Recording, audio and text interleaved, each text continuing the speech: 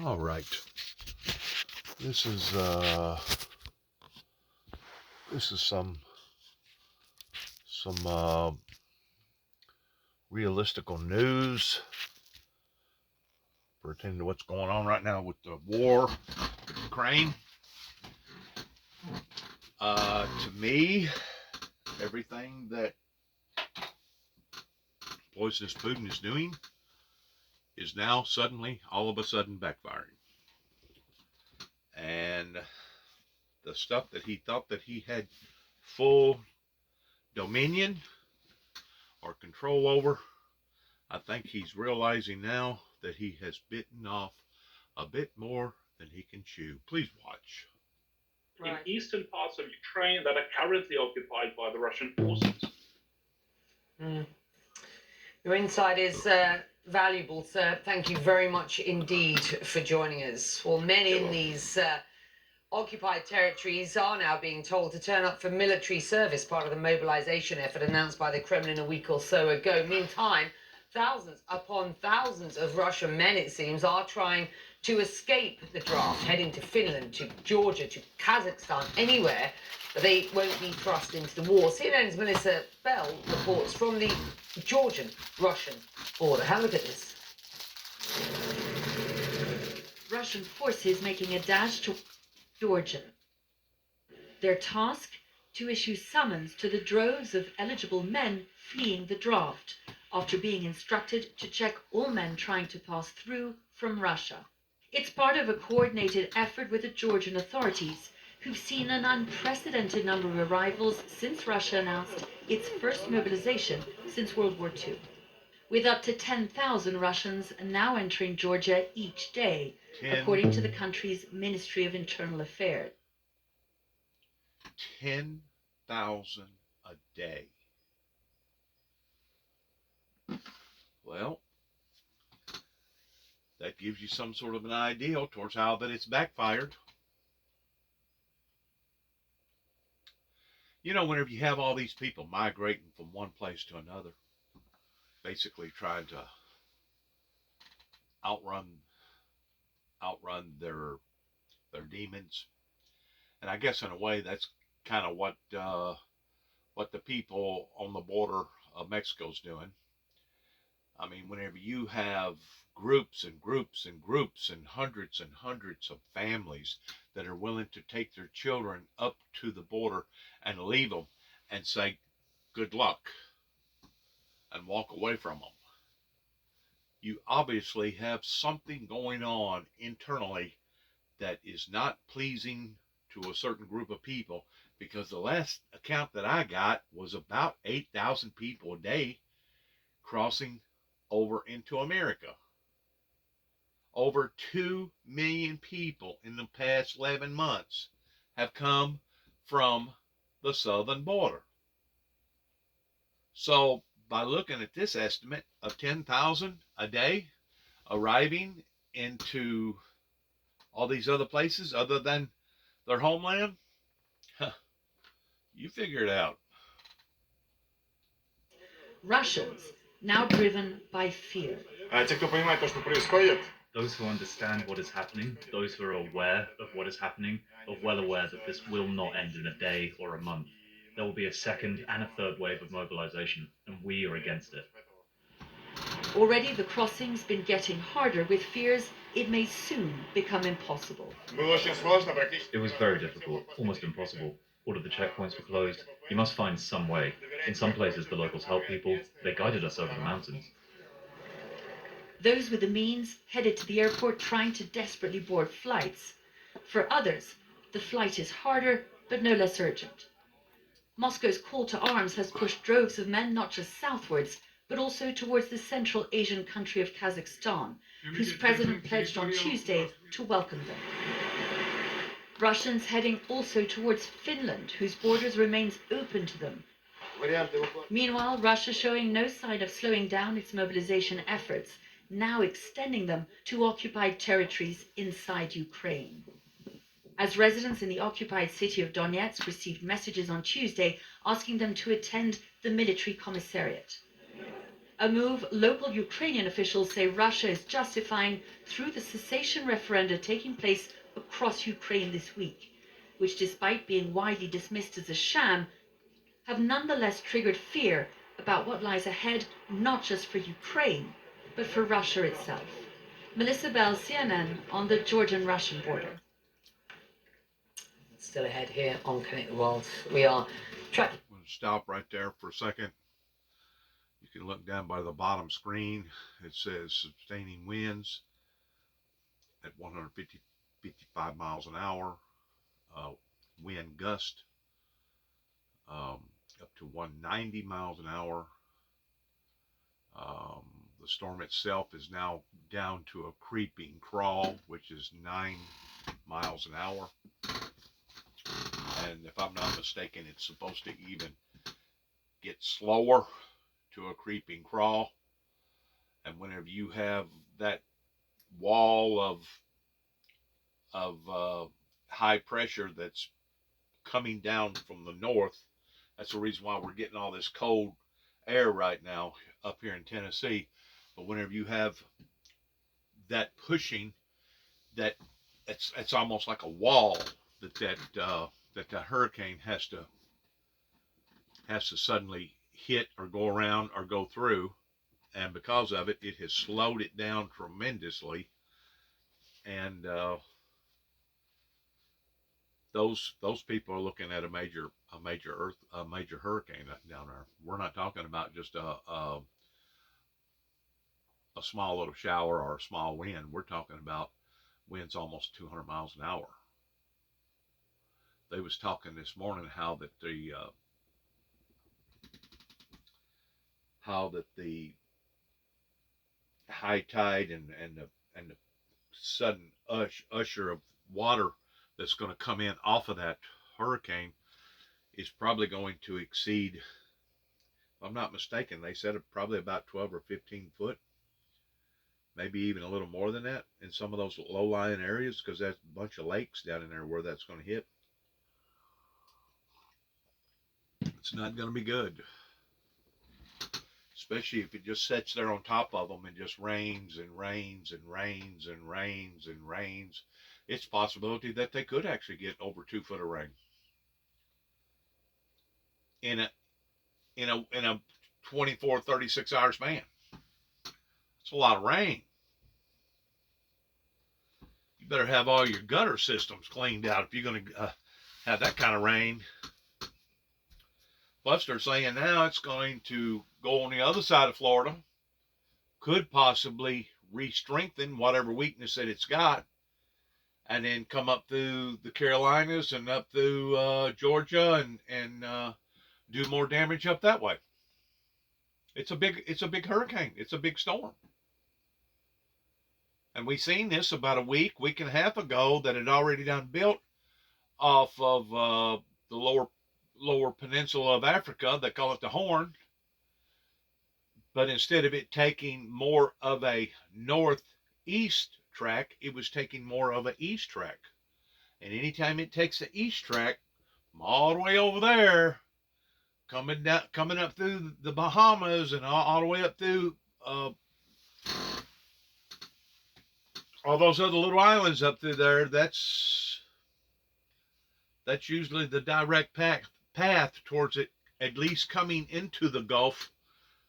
There ain't no guarantee once it hits the Gulf which way it's going to go. It looks like this one is going to hit Florida, exactly where they're saying it's going to hit. But I mean, once it gets out there in that Gulf and gets to dancing around in all that hot water,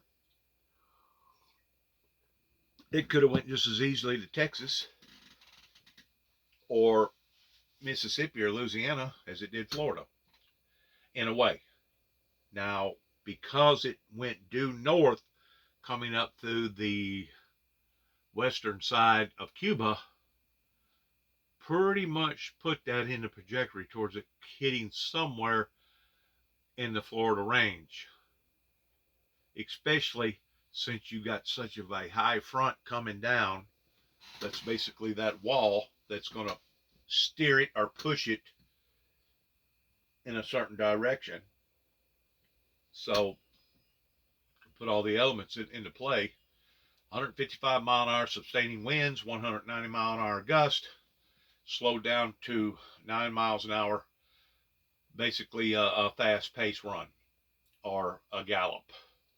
Latest on the threats now facing Florida and the destruction that storm left behind in Cuba. Plus, the Bank of England makes a big move after criticism from the IMF of the government's latest tax plans, coming up why some lawmakers are saying the government has lost control of the economy.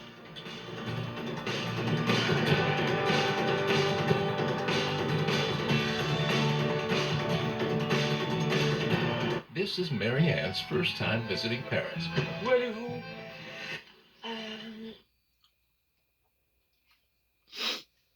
It's all part of Bible prophecy coming true. For it was as the noise of thunder. All the chit chat, all the stuff going on.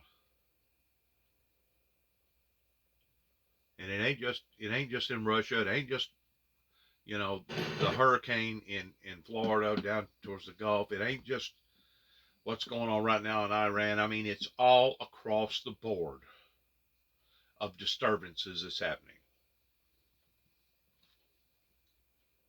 Hadn't been too long ago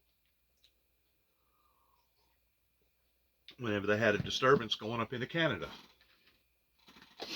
You had protesters up there that was basically stopping their trading route of food and stuff going up into that area.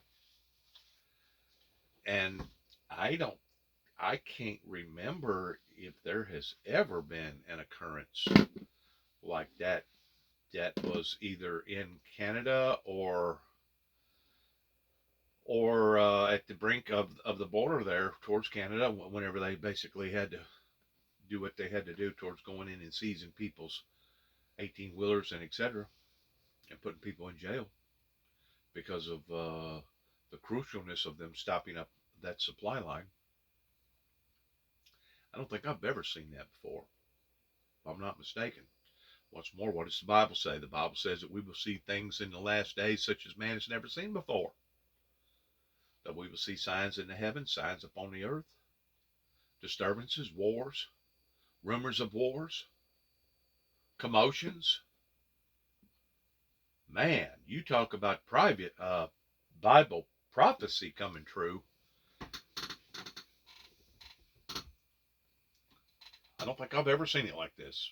And I remember whenever there was somewhat movements, you know, pertaining to Pat Robinson movement. There was movement pertaining to Oral Roberts movement. There was a movement pertaining to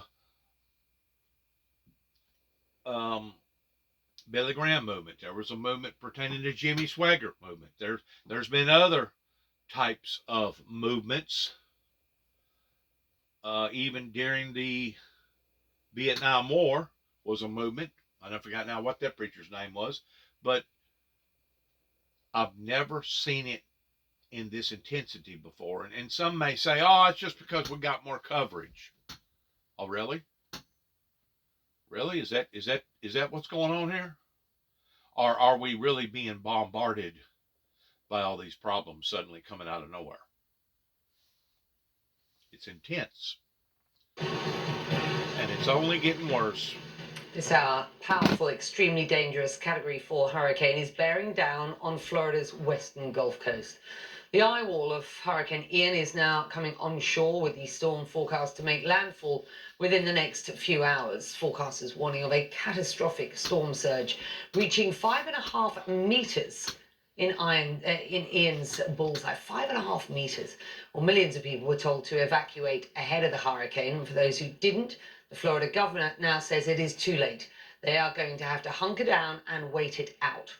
Well, before moving to Florida, the what is now a hurricane, but at the time a storm, pummeling Cuba. Patrick Ottman joins us from Havana. Carlos Suarez is in Tampa, which of course is bracing for the impact. And just explain, okay, we haven't got Carlos. Let's get to you, because this is important, Patrick. the island of Cuba has been through this storm. It's looking very calm behind you, but the impact has been quite devastating. Explain how the island has been impacted and how it's coping. Well, the only reason we're able to talk to you right now, Becky, is that we have a generator, which, of course, most of this island is not so fortunate to have. Most of this island is in the dark right now, so that means we spent all last night without any power. It's, of course, very, very hot in Cuba. It means the food is spoiling in the refrigerators. They're not able to go to work or send their kids to school. So that is a dire situation, which, if the power does not come back on. And, of course, you'll run into the exact same problem in Florida, or anytime there's a major calamity like this, that it's so much waste.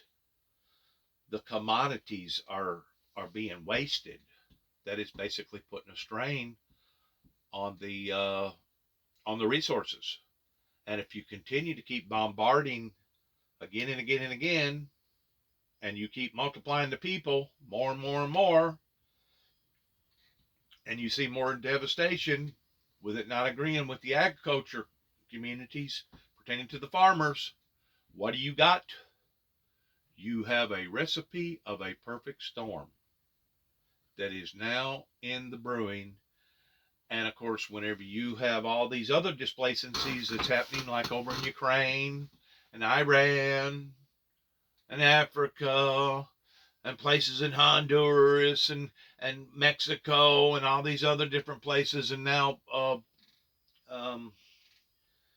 the recent hurricane that hit a couple weeks ago down in Puerto Rico, you got calamity after calamity after calamity that's adding to the bigger calamity, which is what? Driving the world off into a horrible, horrible event in regards towards failed economies, higher prices, and etc. I mean, they're already. You just heard what she said a while ago about over in Europe, that it's gotten so badly out of there that basically you have a government that's out of control because it can no longer function the way that it was supposed to have.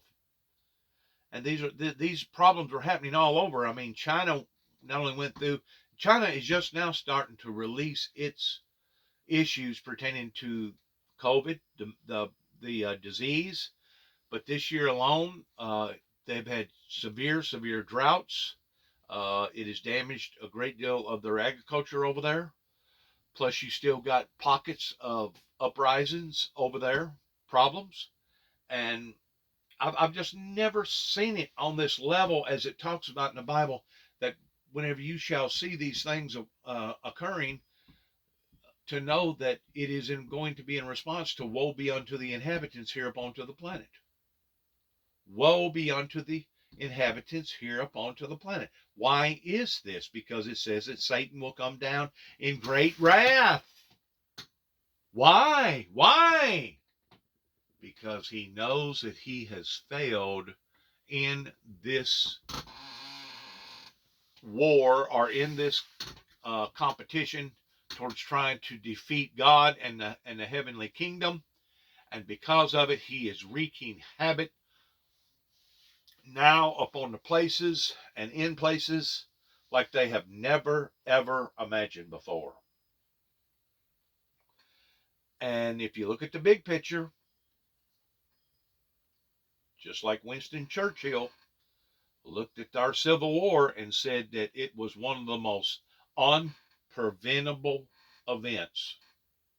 The way everything stacked up and the way everything took place, that it was one of the most impreventable events that he had ever witnessed, pertaining to everything lining up just right, and it basically becoming a perfect storm to the degree that we wound up having a civil war. And you're basically going to have this in various countries right now because of the losses, and because of people losing their shirts, and because of the corrupt and the evil and the wicked still trying to dominate the good, and the good trying to fight their way through the crowd towards wanting a piece of the pie. And it's just going to be a lot of problems. a lot of severe problems. And of course, if you'll topple that with Mother Nature not cooperating with the Homo sapiens down here upon the planet, well, there you go. You got your perfect storm. You have a recipe for catastrophe, disaster. Not come back on, and there's really no hard estimates on when that will be, even though the Cuban government says they are working around the clock. That means the situation will not be getting better, it will be getting worse, and not just in the areas, of course, that have been hard hit by this storm, where people have lost their roofs or perhaps even their whole house. It means the entire island, which has never really lost power in this kind of way, that you had a hurricane hit in the west, and it has led to a rolling blackout across the island to areas that were not impacted. And even though where I was in Havana, it didn't take a direct hit from this storm, there are trees down, there are power lines down. And last night when I was driving home after the end of a somewhat long day, you had the entire front coastline of Havana, city that looks to the sea, underwater. And it just goes to show that these hurricanes, even after they pass through, they continue to have so much effect and so much damage that hours after we really weren't even feeling any tropical winds, that's when the storm surge came in, and we had perhaps 5-8 feet of storm surge that completely flooded this main road, a vital artery for Havana. And while I was driving, you could feel the car getting pushed by the waves, and we had to get out of that area because we could have very easily lost. That's a lot of energy. It's a lot of power, all consumed in this one storm that started building basically about 10 days ago off of the African Horn, that took on its own dynamics, especially once it come up through Cuba and got in that warmer water. And it's basically like throwing gasoline on a fire. And of course, with the water being not all that deep, that gives that hurricane that much more velocity in being able to pick up that water, per se, because it's like a big suction cup, just like a tornado. A tornado is just like a vacuum cleaner. Just so happens it don't have a basket or a net to put it in, so it just throws it everywhere. But these type of hurricanes that come up through the Gulf, we've noticed intense rain. But then again, you can go over to the other side of the planet pertaining to the typhoons that build over there that hit, and they're just as ferocious and just as fearful over there, if not worse than what they are over here. So it's not just happening on this side of the equator, it's actually happening on both sides of the equator at different times whenever the power superstorms exceed the normalcy of nature. That's what we're seeing. And that was exactly what Jesus Christ said was going to happen, trying to help society, not hurt them, by giving out warnings or giving out these types of advisories to flee into the mountains, to know that we was going to be experiencing horrible things in the last days. So it's all basically the Bible fulfilling itself, and it's come down to the point now with, and for surely to God, these ministers can see this. It's come down to the point that now basically the only thing that's going to save you is faith and the Lord Jesus Christ. And whenever I say save you, I ain't talking about saving you physically. I'm talking about saving you spiritually, saving you emotionally. It's gotten that bad in a lot of these countries. I mean, whenever you have the Zulus coming out, the headhunters in Africa, you got problems, my friend. Whenever you got tigers and lions and antelope and deer and cows and all the other animals that roam in that area that can't even survive, you got problems. You got severe problems. That Floridians are facing, that even when it seems like the worst of the storm has passed, more is still to come. Patrick's in Cuba for you. Thank you. We'll keep an eye on Hurricane Ida, of course. Do stay with CNN for the very latest as that hurricane barrels in and over the peninsula of Florida. Well, a major intervention from the Bank of England now. It's launching a temporary bond buying programme to try and calm financial markets, which have been spooked by the UK government's recent tax cut plan, or its fiscal policy, which frankly crashed the pound. The UK's benchmark stock index moving off earlier lows on the Bank of England's announcement. This comes just hours after the International Monetary Fund warned the UK to re-evaluate what is a very controversial tax-cutting plan. Our team is across all of this. CNN's Anna Stewart is standing by in London. Julia Chatterley is live in New York. It's good to have you both with us. Anna, firstly, just walk us through what happened earlier with the Bank of England and why. So we've had days now of reaction essentially to the UK government's plans from last Friday, which is to have mega tax cuts and huge spending. Anna has been concerned ever since it was released on Friday afternoon that the UK government simply won't be able to afford it because they haven't laid out really the fiscal planning behind this. So investors have been nervous. We've seen a huge sell-off in all sorts of UK assets, but particularly of concern for the Bank of England today were the government bonds, particularly long-dated bonds. Of course, pensions being really exposed to them. So there was fear this morning that what we were seeing could end up spiraling out of control. So the Bank of England have acted. They are now buying up UK government bonds of a long maturity, but only for a very limited time frame. This is a targeted response. They are trying to ensure financial stability. That is what they were concerned about.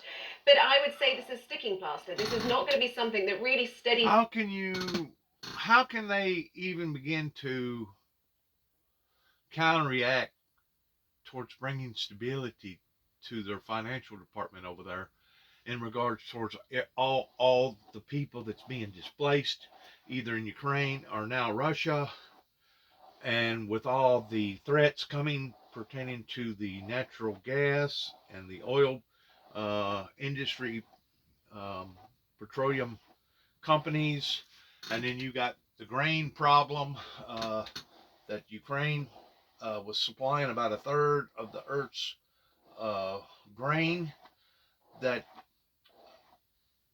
didn't get to grow grain this year, and also a lot of the grain was cut off towards not making it to its final destinations that it usually does. So, I mean, whenever you have all this instability, you got, once more, what I was saying, a recipe of doom and gloom. The nerves of global investors Disaster. Beyond the next couple of weeks, possibly not really, frankly, beyond the next 24 hours. We'll have to actually wait and see. Now, attention, I think, turns back to the government. Are they going to do anything to try and allay the huge concerns that we can see here in the market? Fascinating. Now, my sources at Number 10, ahead of this announcement, described what was coming down the pipe last Friday as radical. The Labour Party and many people are calling this plan reckless. And I guess we should sort of consider which side we believe we would buy at this point. But before we do, Julia, certainly the Bank of England's moves have calmed the markets. I'm looking at sterling. It's at 107.53. That's 5% down on where it was a week or so ago. But it's not continuing to go lower, and we've seen stability in both the gilt and stock markets. There is a bigger global story to be told here as well. How does this fit into that, and what do you make of what we are seeing on these financial markets at present? I think there's a deficit in trust of leadership and a fear that central banks don't have control, ultimately, of inflation. And the measures that they have to take to get inflation under control, as we've discussed many times, is raising interest rates. And that creates a burden for consumers. So they're being punished on all fronts, and particularly for those that have the least money in societies, they're facing higher credit card bills, higher debt bills, higher mortgage rates, at the same time as higher food costs, higher energy costs. So to go to the point that you initially made, and I think it's a very important one, I don't believe the UK government is out of control. I think there were pieces in this that were important, providing support for people to pay their energy and utility bills, structural reforms to unlock growth. The piece of this that was the part that was out of control is the tax cuts for some of the richest people and for businesses without having a plan to fund it. And that's what the market is saying. So to your point about whether we're seeing stability in the short term or in the longer term, I think this is, as Anna said, a band-aid or a sticky plaster for now. We'll see how the market reacts. But I think investors certainly, and for the British people, I think as well, they're waiting to see what next. What does the government choose to do? Can they explain themselves better, which I think would help? There's no backup to the plan that they announced. And I also think that they're waiting on the Bank of England to do more, unfortunately, because that's going to exacerbate the pain. So we've seen their intervention in the markets today. I mean, there was some talk a couple of days ago that we may see an emergency rate rise, the likes of which we haven't seen since 1992. I'm old enough to remember the pound falling out of what was then the European exchange rate mechanism, and rates went up, and don't quote me on this, from something like 11 to 18% if you had a mortgage overnight at that point. Most of our parents will remember that. It was extremely painful. That didn't happen, and we've seen their intervention in the markets to buy up the gilts that are available at present. So here's the deal. I guess this is the question, isn't it? The opposition Labour Party is calling this completely reckless, and you would expect them to do so. They are not a party that would support radical tax cutting, and certainly they would expect to see some how this was funded on the back of this. There are currency traders who suggest that the reason for the sell-off in sterling at present is concern by currency markets, that we could be facing, or the UK could be facing, a Labour Party going forward, because this is such a radical and reckless policy by the Tories. And it's the prospect of a Labour government going forward that hurts sterling. What do you both think of that argument? Anna, you can go first. I would say that's very good Conservative Party spin, perhaps, it sounds like to me. I mean, that's exactly what you might expect there. Julia? Yeah, I mean, please. At this stage, I don't know who's worse, quite frankly. And I think it goes back to the point I made, that there is a general fear that there are no adults in the room and no one's in control and everyone's playing politics. And there are political decisions. Again, I have sympathy because there was efforts to push growth policy here, but there is clearly an election coming up and there is a political party that wants to garner support very quickly and therefore made policy decisions that were arguably dangerous at this point in time. And actually, to your point that you were making about when the UK crashed out of the exchange rate mechanism, Becky, and I will make this point, remember where you were talking about interest rates going from to? We've been in a position now where we've had no inflation, rock bottom interest rates, and even the spike that we've seen over the past few weeks, that's devastating to people whose mortgage rates are rolling off over the next 6 to 12 months, as Anna and I know well. There is a lot that has already happened in the last week that is very damaging longer term for the UK economy. So this government needs to think very carefully, I think, about decisions made and what can be undone or postponed. Before I let you go, The Feds, and I'm calling all these investors that, not just here in America, but the Feds have taken their eye off the ball, and they're responding and reacting to all these glooming problems now that's been in the process not just since 7 months of the war, but going back 2.5, 3 years ago whenever COVID first broke out. The Fed has taken their eyes off the ball, and what they're doing is a day late and a dollar short. And instead of them helping the problem, they're actually exacerbating the problem and making the problems even worse. That's what's going on.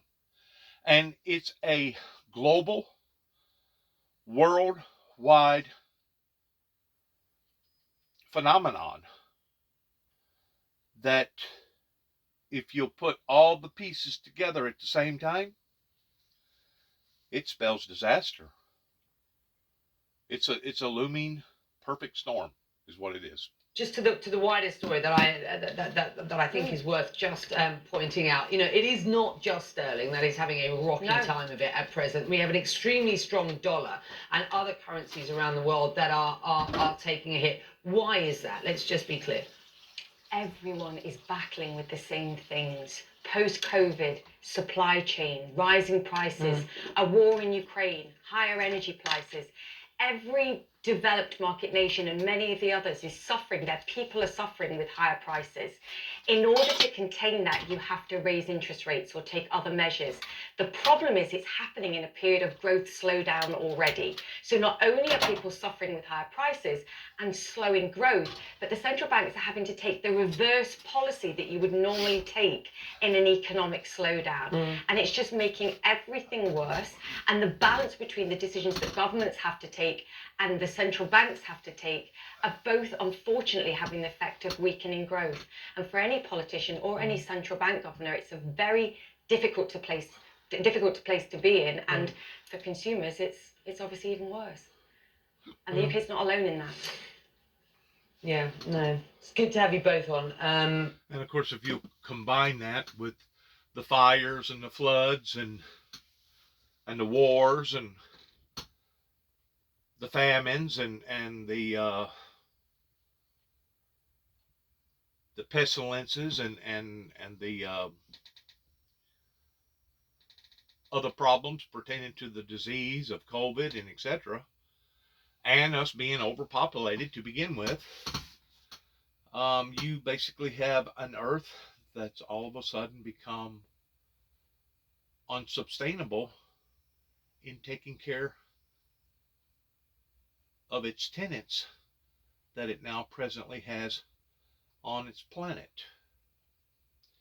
And whenever you have that, my friends, you have a problem.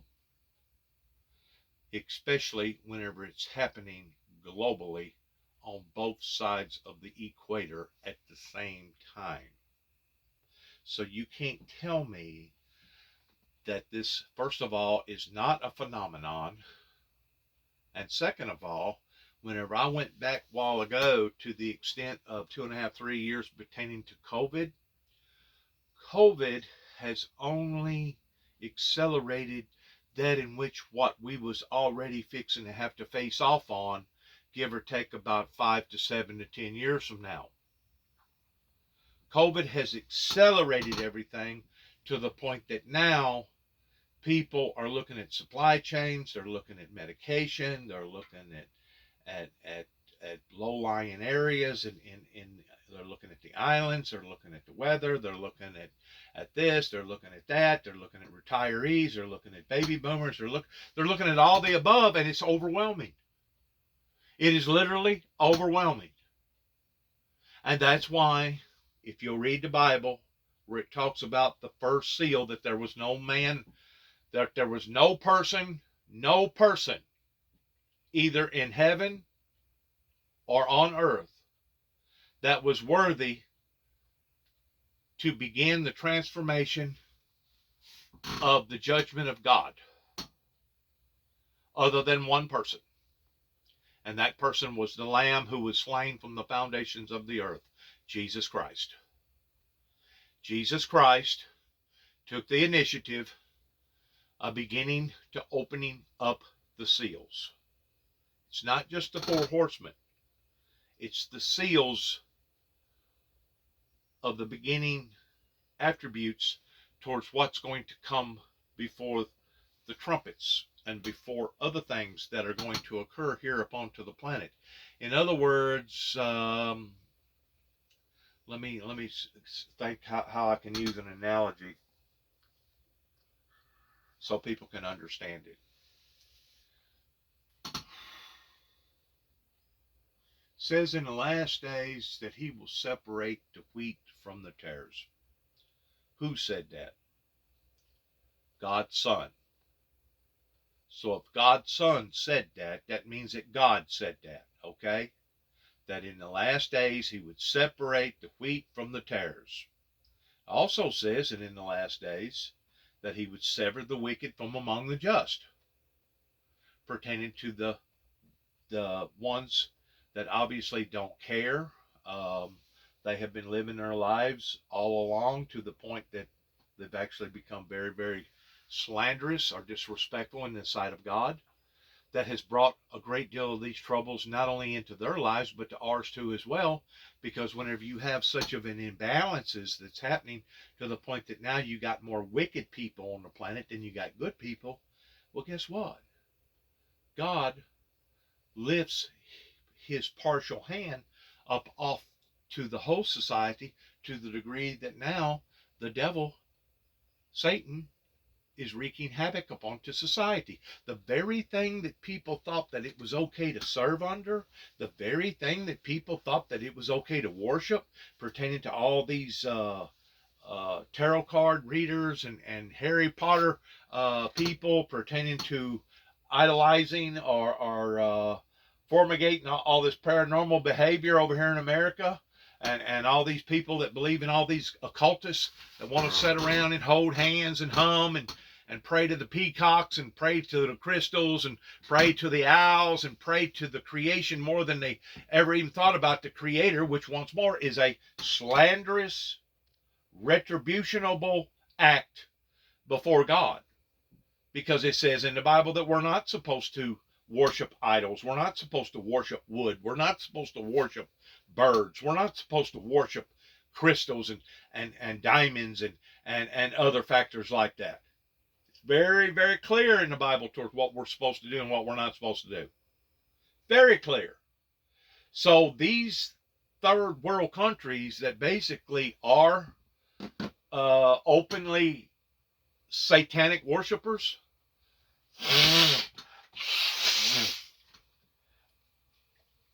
they're going to sure enough be hit with such apparel into their lives that they're not gonna know what hit them. And the reason why is because God basically lifted his hand. You know, people was taking advantage of God. They wasn't worshiping God. They wasn't being true to God. They was being lukewarm fence straddlers, where it says there that he'll spew thee out of thy mouth in these last days, that he'd rather you either be hot or cold, that if you're lukewarm, you sure enough don't stand a chance. And I realize that a lot of people, they see me as me being a fanatic. I understand that. But you know what? If you look at the Bible, according to the way that those people believed and worshiped and lived, I guess they was fanatics too. You know why that they would be considered fanatics in today's standards here in America? Is because they had made a lifelong commitment. And they was willing, no matter what, that they was not going to substitute on the way that they worshiped and what that they believed in. Now, does that mean that they was all saints and that none of them made any mistakes? Why, no! Absolutely not. They all made mistakes. They all had failures and weaknesses of some sort. But they didn't let those hindrances stop them. They didn't let those handicaps or those problems stop their initial goal or their initial vision towards where that they wanted to go with their own personal lives. And that was one of the things that I had to triumph over in this particular area, towards it being the Bible Belt area, that so many times my friends, whenever I was a teenager growing up and even throughout my 20s and 30s, oh, you can't do that. Oh, you can't live perfect. Oh, you know good and well that you're going to cuss, or oh, you know good and well you're going to lust after that young girl, or oh, you still have the temptation of wanting to drink a beer or get high, or all the above. And yes, all that what they told me was true. But it did not mean that I was supposed to drop my initiative towards my goal in wanting to serve the Lord Jesus Christ and ask for forgiveness and get up and start a brand new day, which was basically a brand new life, and going at it again and again and again and again and again, because lessons will be repeated until learned. And not only are we seeing that on an independent level now, but we're seeing that on a global, international level. And because of all the satellite and because of all the social media and the media and the TV and all the other stuff out there, that, wow, we're really getting a bird's eye view of what's actually occurring here. And it's becoming frightful to these investors because they literally thought that they had the tiger by the tail by not initiating that in which what they should have initiated during Ronald Reagan's administration, whenever all of a sudden, whenever old man Reagan wasn't around, here come the Bush family. Oh, we're going to stick our chests out, and we're going to do this, and we're going to do that, and we're going to make up all these lies that this was going on and that was going on, and we're going to throw this country off into chaos because we're going to go to war with this one, and we're going to go to war with that one. And they did. They did. There's no doubt they did. But what they didn't realize, that there was going to be consequences in doing what they done. Especially with young Bush and Cheney, the Republican Party over here in America, that wanted to misguide the American people in going to war with a group of people that they claimed, they convinced the American people that they was the people that actually masterminded 9/11, because they was either A, trying to protect the true perpetrators that masterminded and created 9/11, or B, they must have had just some sort of personal vendetta against the Afghanistan people, or C, maybe they actually did want to conform those people over there because they knew of all the outlandishness of all the terrorism over there and how that the people was being taken advantage of and mutilated on a day-to-day, everyday level. The only problem was this government went at what they went at without the blessings of God. And anytime you do that without the leadership of God being in behind you, you stand a strong chance in your endeavors being in vain. And that's what happened to America. America wanted to do America's thing versus doing God's thing, that various politicians was in control of their lives and basically led us down this rabbit hole of despair that started us on this journey of becoming trillions and trillions and trillions of dollars in debt. And of course today, whenever you'll combine that with all the other problems going on with the Mother Nature not cooperating, and with this going on and that going on, and COVID, and now the war over in Ukraine, we're spiraling. We're snowballing. And the problems that we used to have that was only this big now have intensified towards being this big. Kind of like whenever there was one school shooting, okay, going back into, let's say, the 90s. And it was like a year later before we had another shooting. And then we had 2 shootings that the following next year. And then we had 3 and 4. And to the point that now we basically have a massive murder, I guess, almost every day here in America in some form or fashion. It may not be but 3 or 4 or 5 people that get shot that may not never even hit mainstream media anymore because people have become so callous to it. But it has snowballed in the degree that we started out on this level and now we're over here on this level. Well, that's going to be that way with famine. That's going to be that way with disobedient children towards parents and disobedient children towards the authority figures. It's going to be that way towards just about everything. In other words, it's getting bigger. The problems are intensifying. We're spiraling, and we're spiraling in the wrong direction. We're actually spiraling in the direction towards doom and gloom. Kind of like that scenario that I like to use pertaining to that mountain climber, that every time they grab a root or a rock or something that they feel like that they can take another pull to the top, another 2 or 3, 4 foot to the top, instead of going up, they continue to keep sliding down. They'll slide down 6 or 7 foot, maybe 10 foot, and then they finally stop. They reassess. They grab another root, they grab another rock, and just about the time that they think that they're fixing to gain leverage in being able to go a little bit further forward or a little bit forward up towards the mountain, they actually slide again and they go down another 7 or 8, 10 feet. That's what's happening. We're taking one step forward and 2 steps back. 1 step forward and 2 steps back. 1 step forward and 2 steps back. And if you continue this for a certain length of time, I don't care if you have a nation as powerful and as strong as all the nations, the superpowers combined, eventually you will, or it will, have a bearing upon the society.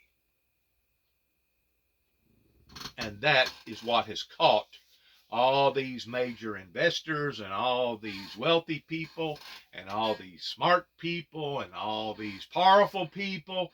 It has caught them unaware. Kind of like my ex-wife's husband, that's the president of Libya's banks over there, because of that major explosion that happened over there, and because of certain elements that's now occurred, along with COVID, along with the fuel prices. I just imagine Libya is probably on the top ranking catastrophes towards their country basically being torn apart, imploding, literally imploding from the inside out, because of their economy, because of their hard luck, because of maybe there was too much rain or not enough rain, because there was too many people that died. Maybe they had to assist too many people towards shutting down their system, combined with Mother Nature, and you got problems. That's where we are as a global society that has caught the majority of people.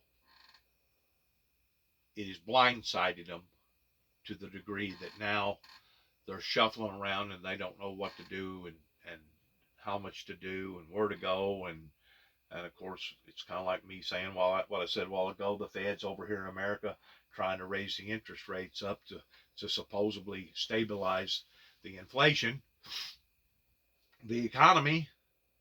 And in actuality, because so many investors here in America has already went through a straining proportion time in their lives with the COVID, towards so many people not paying for their rent, or not being there on time with their car payment, or not being there on time with this or that or whatever.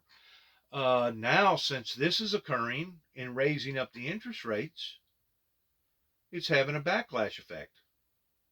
It's backfiring. Why? Because the feds didn't catch it quick enough. It's a day late and a dollar short in controlling the problems the way that they felt like that they was always in control of controlling the problems. Going all the way back into the early 80s, it was Ronald Reagan's administration that basically lifted the ban off of the American currency towards no longer wanting to support our currency with gold bullion. And we have gotten by with this now for several years. You know, there's been other times that the government has offered some sort of a stimulus check. There was one time, I've forgotten now, it may have been during the Obama era, that they was offering cash for clunkers. They had this game plan that if we offer people cash for clunkers, that will reinvent the car industry, and it will get people out of these old cars and put them into some newer cars. So the government come up with this scheme, cash for clunkers, and it worked. It really did. It worked. Just like what happened in the Reagan era, whenever they decided to lift the ban on cash towards it no longer having to be backed with gold bullion. It worked for a while. And they've used other techniques towards either trying to stimulate the economy or trying to do this or do that. And Sometimes it done okay and sometimes it didn't, but by and large it worked. Where they're at now is in a completely different zone. And this is what the rich people, the powerful people, the policymakers, the bankers, the investors, this is the part that they haven't grasped yet, is that there's been so much eternal damage out there pertaining to various people's regular ways of life. Now, it's no longer regular. They've already been strained. They've already been crippled. To some degree, some of them has already been ruined. It's already reached the point of despair in their lives to where they have no other choice but to basically throw up their hands and go to a bankruptcy attorney and say, you know what? It's over with us.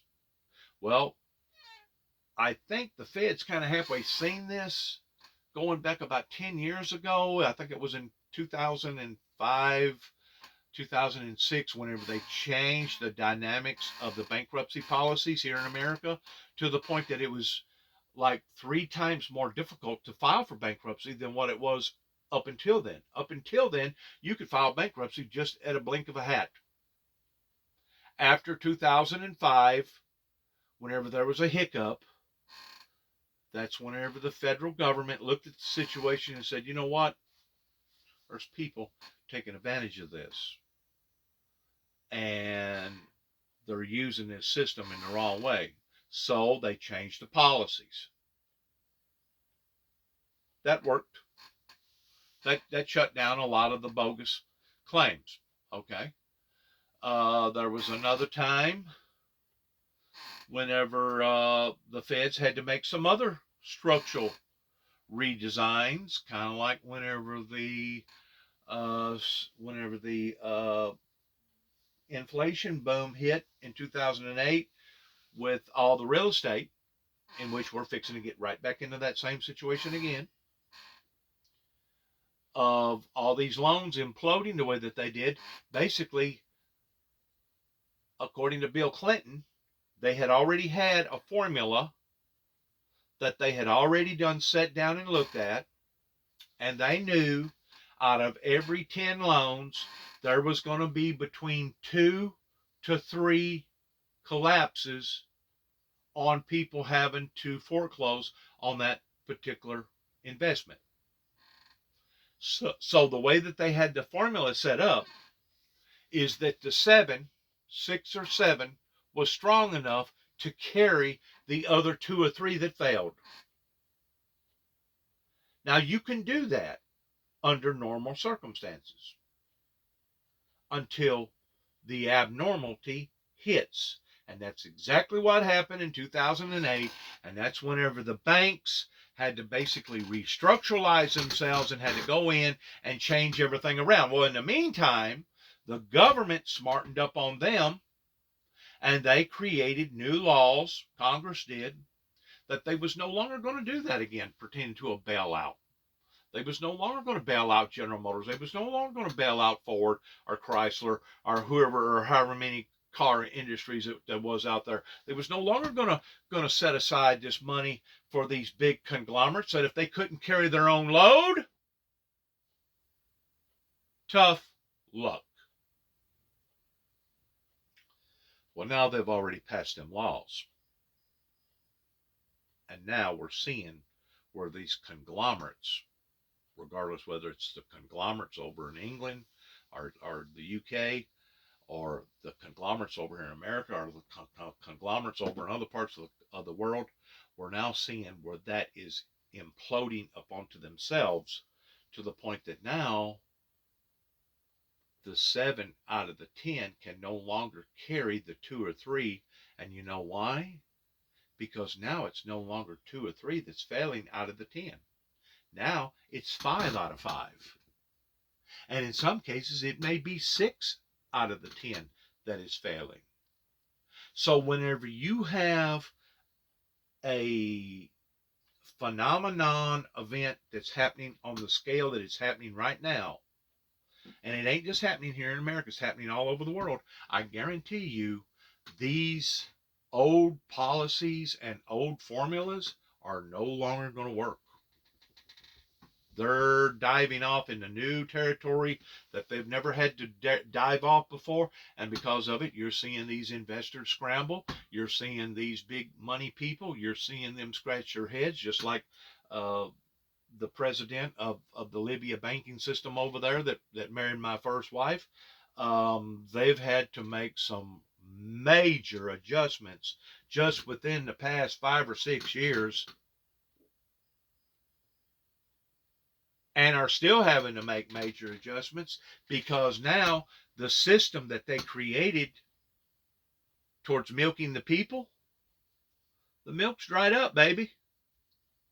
The milk's dried up, and now the rich, instead of them getting richer, now the system, the formula is failing. And because the formula is failing, now they're getting antsy. They're getting sweaty palms. They're realizing, oh my God, what's going on here? This is all backfiring on us. What have we done? What have we done? The boat is sinking. Instead of having 2 holes in the boat, now we got 10 or 20 holes in the boat. And now the water's ushering in too deep. Now what are we going to do? You're going to have to do like any other society, and you're going to have to restructure yourselves around the problems, and you're going to have to be more lenient instead of greedy, and instead of using these old tactics like the Feds has been using here in America towards rising up the interest rates, I think 4 times this year alone, you're going to have to reassess if you're going to dig yourself out of this.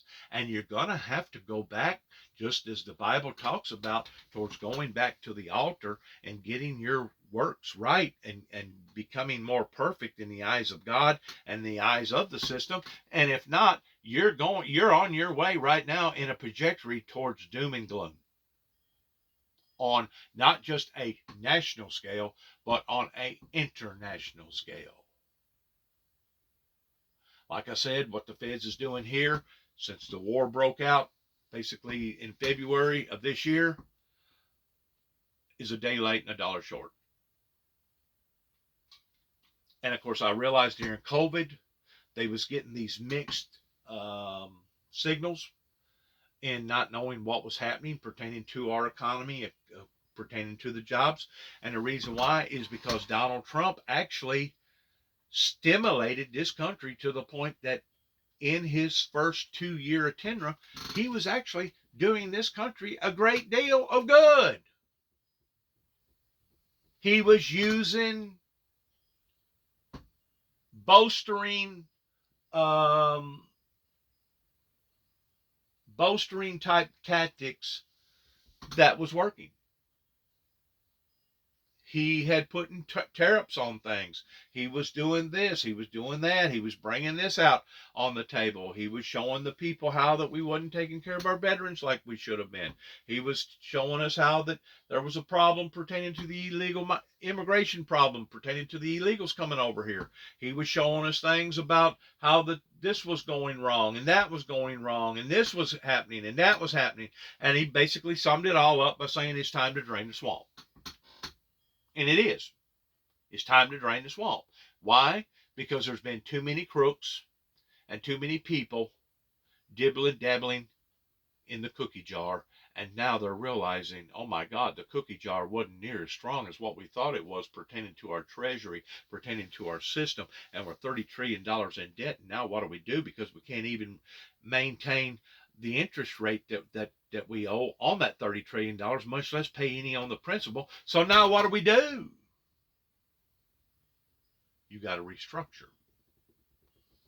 You got to come up with a new game plan.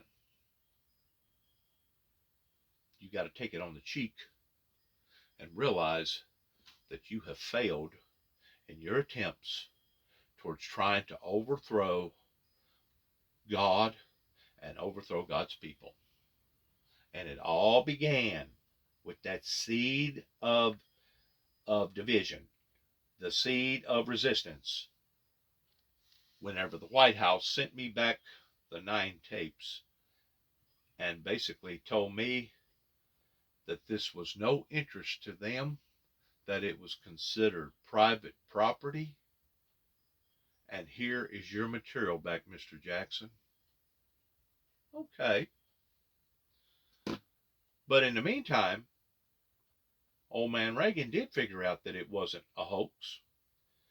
The Holy Spirit directed and drove Mr. Reagan in the direction towards not only with the Star Wars program with NASA, but also drove the ideal into the originality of the Bible with the superpowers, that the world wasn't going to be destroyed by ourselves, in ourselves, with ourselves, because of ourselves, but it was going to be destroyed the way that the Bible decided that the Bible was going to destroy the world itself, pertaining to the outlandishness that humanity was corrupting each other and corrupting the planet by. Well, you know what? People sat back for 30 some odd years and they got very, very wealthy. They got very, very powerful. But at the same time, they got very, very greedy. And they got very, very corrupt. And it didn't matter if it was a farmer or a banker or a politician or a preacher. I sat back and I watched the Windmill Ministries missions basically get stolen, taken advantage of, while all these people was making all their wealth and sticking it in their pockets and sticking it anywhere else that they could stick it by thinking that there was not going to be a payday. And now it's come time to pay the piper, to pay back Paul of the money that you was paying Peter, and now the money ain't there to pay Paul back. Is that a calamity? No. It goes beyond a calamity. It's a travesty. It's a travesty that still to this day, the same people that formigated this resistance movement that thought that they was going to get away. Of course, a lot of them is dead. You know, you can't go back and resurrect Ronald Reagan. You can't go back and resurrect Mr. Senior H. Walter Bush's life. You can't resurrect these people that made such of a game off of all this. But those that are living, and those that have gotten stinking wealthy and rich off of this, you can go back and make a tally on them and knock on their door. And if you don't, and if we don't correct this problem, I promise you the problem will only exceed and the problem will only get worse. Because if we're thinking that we're out of the woods pertaining to all the natural catastrophes with Mother Nature, we're not even in it yet good, pertaining to the wrath that God is basically releasing and letting the evil bring upon to society right now. And until we reformigate, and until we have as much good as we have evil, until we get the proper balance, I'm pretty sure God's kind of like, well, you know what? This is what you wanted. You didn't want no peace. You didn't want to support the man that wanted to support utopia and fairness and love and grace and peace. You didn't want to support those things. So now all this stuff is backfiring on you. Your children is having illegitimate children. Your granddaughters is having children now by dope dealers, that your grandchildren now are being exposed towards being drug dealers, are drug addiction children before they ever even are born good. You have all this illiteracy problem here in America. You got all the drug problem. You got all the fentanyl problem. You got all the drug violence. You got our jails being full. You got us being $30 trillion in debt. And I could go down another long list of all the problems that we have suddenly been exposed to, that once more COVID has brought to the top. COVID has accelerated these things to the point that now suddenly, all of a sudden, we're realizing, oh my God, We thought we had this thing on cruise control, our automatic pilot, and we thought that we was doing real well for ourselves, and come to find out that these was the very people that was walking us off into the mouth of the volcano.